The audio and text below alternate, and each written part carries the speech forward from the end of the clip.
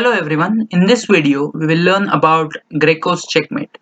The checkmate pattern is named after Greco, a famous Italian player, and it is very similar to the corridor mate that we have already seen, but the only difference is we have the bishop on this diagonal that covers this important key square.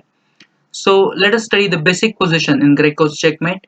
So in this position white can force checkmate starting with the move queen to h5 that threatens the checkmate on the h7 square, and the only way to defend this checkmate is to play the move h6. But now we play the move queen to g6 that threatens checkmate once again on the h7 square, and the only way to defend this checkmate is to take this knight on g5, and after h takes g5 we have queen to h5 which is checkmate. So this is basic position in Greco's mate where we have this bishop that covers the important escape squares, and a heavy piece, a queen or rook, usually checks along the rook's file to deliver checkmate. Now let us study more about this pattern with the help of some examples. So this is the game of Nigel Short against Ivan Sokolow, and let us jump to this position. So white's last move is bishop takes d5 that threatens the checkmate with the move queen to g8. So in the game black played the move bishop to c5. We already know that after h takes g5 we would have Greco's mate with the move queen to h5. Once again we have this bishop along this diagonal and a queen is checking along the h5. So in the game, instead of taking this knight, bishop to c5 was tried, but now we know how we can force the checkmate. We play the move queen to g6 that threatens the checkmate on h7 square. So in the game black tried bishop takes f2, but white just ignored this, and after this move there is no defense to queen h7 checkmate.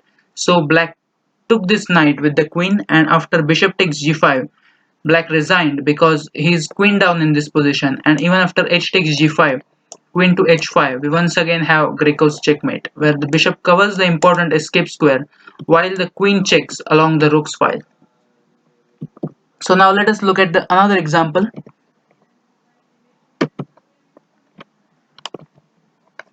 This is the game of Nimzowitsch against Capablanca, and let us jump to this position.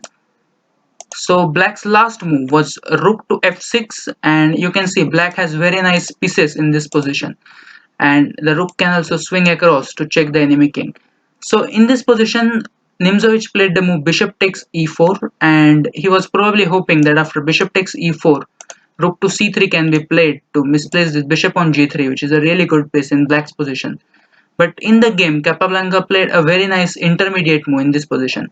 After the move bishop takes e4, instead of recapturing this bishop immediately, he played this nice move bishop to f2 that threatens once again the Greco's mate with the move rook to h6 because this bishop is covering now this important square, and only after g3 then black will take this bishop with check, and after king to h2 we would have rook to h6 which is actually a checkmate.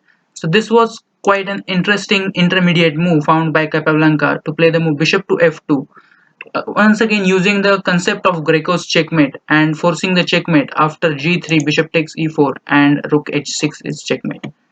So now to test your skills, I have a test position, and we'll directly go to this position. This is the game of Leko against Morozevich, and white's last move was h4. And now you have to think from the black side. You can pause the video and think how would you finish off white here in this position. It is black to play and win. So you can see we have this wonderful bishop on this diagonal, and we just need to move the rook somewhere, and then it would be a discover check. And the most effective discover check in this position is to play the move rook to f3. Once again using the Greco's checkmate pattern, because after the king goes to the h file or h2 or h1 square we have this rook to h3 checkmate, and you can see this is very similar to Greco's mate where we have this bishop that covers the escape square, and we have one more bishop in this case that also covers the g2 squares and also our rook. So this is also example of Greco's mate.